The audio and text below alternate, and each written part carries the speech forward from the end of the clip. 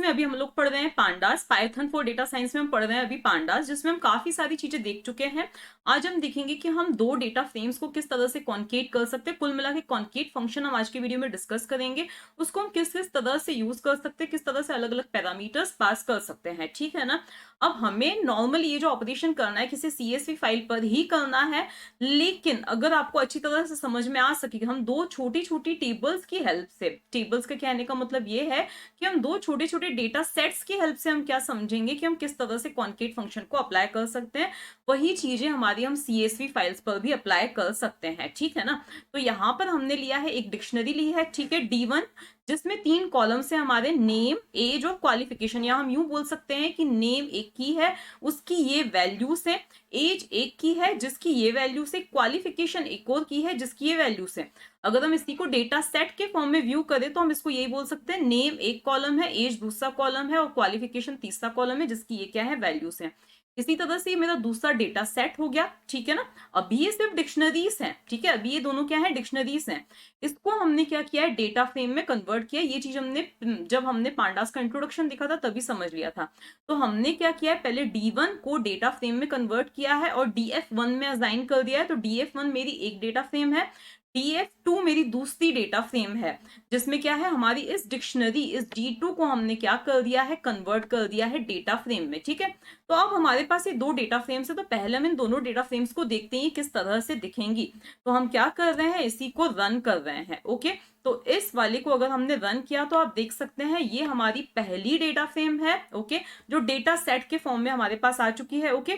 तो ये है हमारी पहली डेटा फ्रेम और ये है दूसरी डेटा फ्रेम, और ये क्या है, इनके इंडाइसेस जो हमने नहीं दिए थे लेकिन अपने आप इनके इंडाइसेस बना लिए गए हैं, 0123 0123। ये बहुत ही काम की चीज है, इसीलिए इसको ध्यान रखना।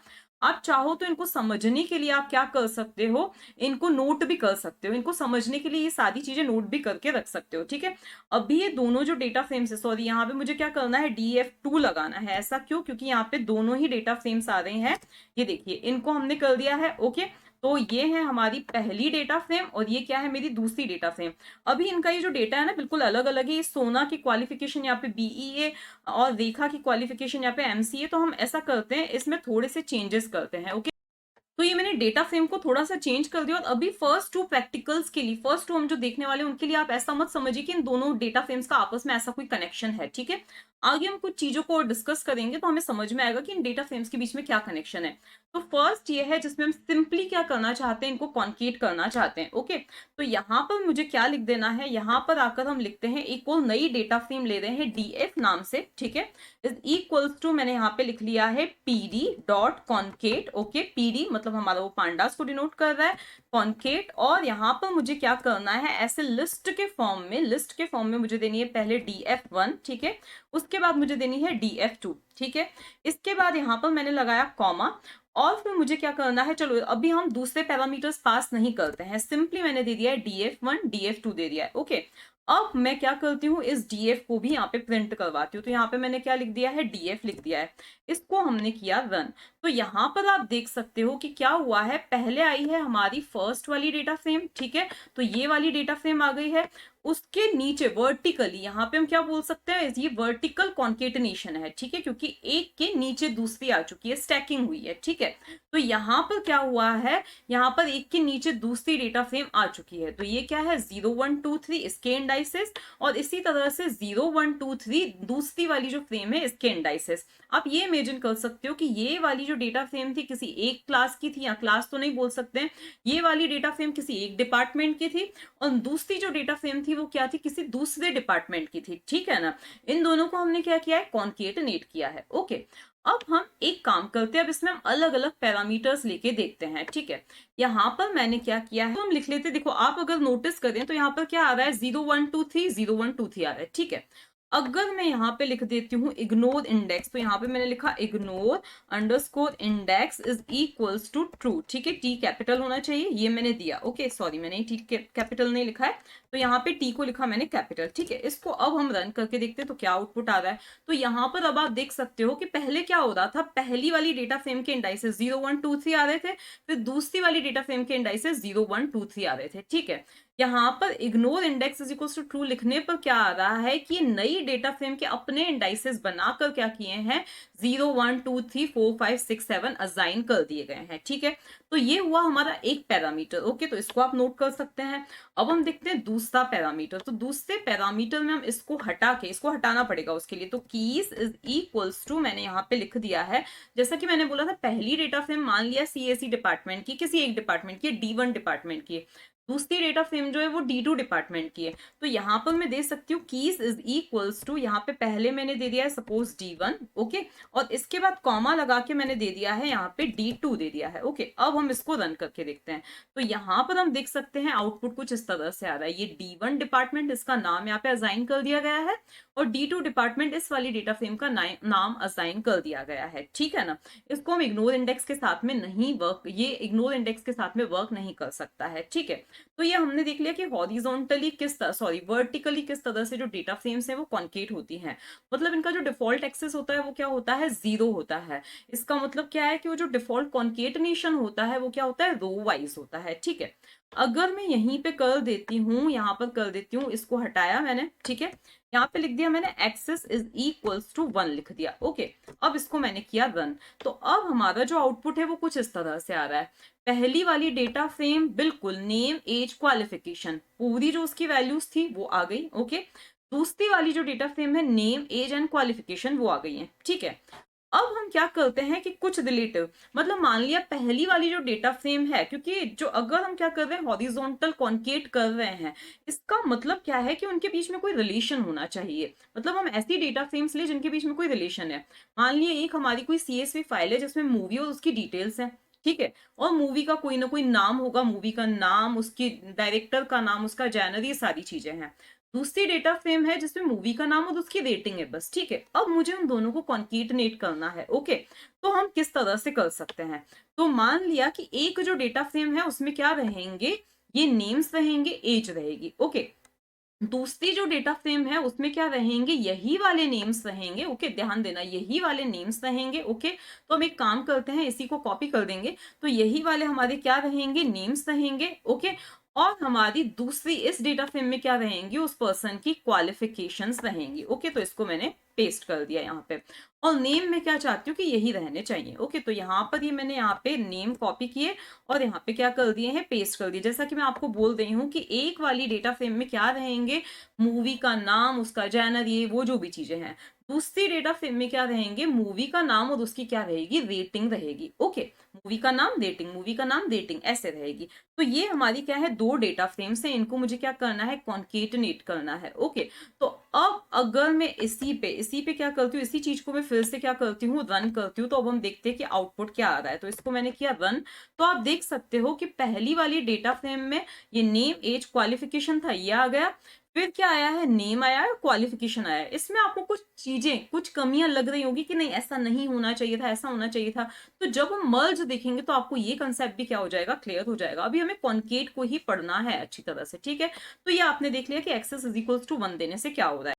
अब देखो, पहले तो हम इस क्वालिफिकेशन को यहाँ से हटा देते हैं। ठीक है, इस क्वालिफिकेशन को मैं यहाँ से हटाना भूल गई थी, तो क्वालिफिकेशन को यहाँ से हमने क्या किया है, हटा दिया है। इसमें सिर्फ क्या है, नेम और एज है, और इसमें नेम और क्वालिफिकेशन है। ठीक है, तो इसको हम एक और बार रन करते हैं, क्योंकि इसमें मुझे कुछ अच्छे इंपॉर्टेंट चेंजेस करके आपको बताने हैं। तो इसमें नेम और एज है, इसमें नेम और क्वालिफिकेशन है। तो ये क्या आ गई है, हमारा कॉन्केटनेशन के बाद जो रिजल्ट है वो आ चुका है। ठीक है, अब मान लिया कुछ ऐसा भी तो हो सकता है कि मैंने इस वाली डेटा फ्रेम में इस सोना को क्या कर दिया है, यहां से हटा के और इसको मैंने पीछे ले लिया है। ठीक है, तो यहां पर मैंने क्या ले लिया है, ये नाम ले लिया है, तो इसको मैंने यहाँ पे क्या कर दिया, पेस्ट कर दिया। ऐसा भी तो हो सकता है। ठीक है ना, अब देखिए यहाँ पे आपको समझ में आएगा। ये आप देख सकते हैं, ये सोना है, उसकी एज 27 है, यहाँ पे देखा है, और उसकी क्वालिफिकेशन को भी हम क्या कर देते हैं, आगे पीछे कर देते हैं। क्वालिफिकेशन को भी हमने क्या कर दिया है, यहाँ पे पीछे ले लिया है। ठीक है, तो इनकी जो क्वालिफिकेशन थी उसको मैंने ले लिया है, यहाँ पे BE ले लिया है। ओके, अब हम देखते हैं कि इसका आउटपुट किस तरह से आ रहा है। तो अगर अब हम देखें तो यहाँ पर सोना के करस्पॉन्डिंग यहाँ पे क्या आ रहा है, रेखा नाम आ रहा है। ठीक है, ऐसा क्यों हो रहा है, क्योंकि यहाँ पे क्या हो रहा है, यहाँ पे आ रहा है हमारा सोना, रेखा, साहिल, रक्षित। ठीक है, इसके बाद यहाँ पर ये इंडेक्स 0 है, इसका 1 है, इसका 2 है, इसका 3 है। इसका भी जो डिफॉल्ट इंडेक्स है वो है 0 1 2 3। तो बाय डिफॉल्ट जो कॉन्केटनेशन हो रहा है वो इंडेक्स के करस्पॉन्डिंग हो रहा है, ठीक है। तो 0 के साथ में जीरोथ वाली कोई रखा जा रहा है, 1 के साथ में 1 वाली कोई रखा जा रहा है, ठीक है।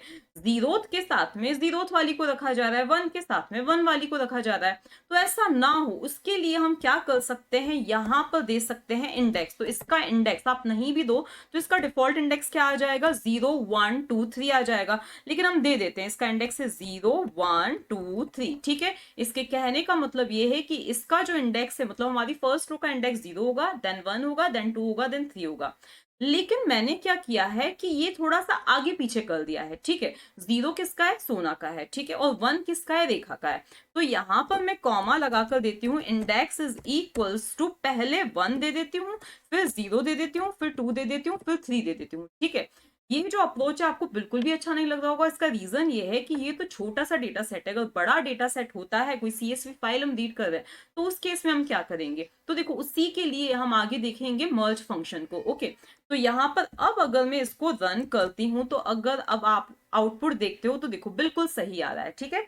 0 सोना के करस्पॉन्डिंग सोना, देन रेखा, देन साहिल, देन रक्षित। इस तरह से ही हमारा क्या आ रहा है, आउटपुट आ रहा है जैसा एक्सपेक्टेड था। इसका रीजन क्या है, क्योंकि अब इसका इंडेक्स 1 हो जाएगा, इसका इंडेक्स 0 हो जाएगा, इसका 2 हो जाएगा, और इस वाले का क्या हो जाएगा, 3 आ जाएगा। तो जब मर्जिंग, जब कॉन्केटनेशन हो रहा है तो 0 के साथ में इस 0 वाले को ही रखा जाएगा, कॉन्केट किया जाएगा, ठीक है। तो इस तरह से हम क्या कर सकते हैं, सही कॉन्केटनेशन कर सकते हैं, ठीक है, जिससे आपको कोई यूजफुल इंफॉर्मेशन ऑब्टेन होगी। ओके, अब ये तो हमने क्या देखा कि दो डेटा फ्रेम्स को हम किस तरह से कॉन्केटनेट कर सकते हैं, ठीक है। लेकिन हम चाहते हैं कि ये जो हमारी डेटा फ्रेम आई है या कोई सी और जो डेटा फ्रेम है उसमें एक सीरीज कॉन्केटनेट हो जानी चाहिए, ठीक है। सीरीज मैंने आपको पहले ही बता दिया था। तो चलो हम एक काम करते हैं, ये जो हमने अभी डेटा फ्रेम बनाई है ना, इस वाली डेटा फ्रेम में हम एक सीरीज को कॉन्केटनेट करते हैं। तो पहले इसके लिए हम एक सीरीज बनाते हैं। तो S is equals to P D dot, और फिर यहाँ पे मुझे क्या लिखना पड़ेगा, सीरीज लिखना पड़ेगा, ठीक है।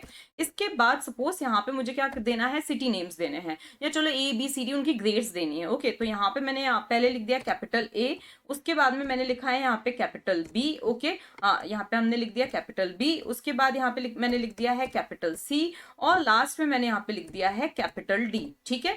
अब आप जैसा भी डेटा देना चाहो दे सकते हो। अब इसका हम एक नेम असाइन करते हैं। नेम का रीजन आपको समझ में आ जाएगा कि क्यों हमने यहाँ पे नेम असाइन किया है। तो यहाँ पे मैंने दे दिया है ग्रेड, दे दिया है, ठीक है।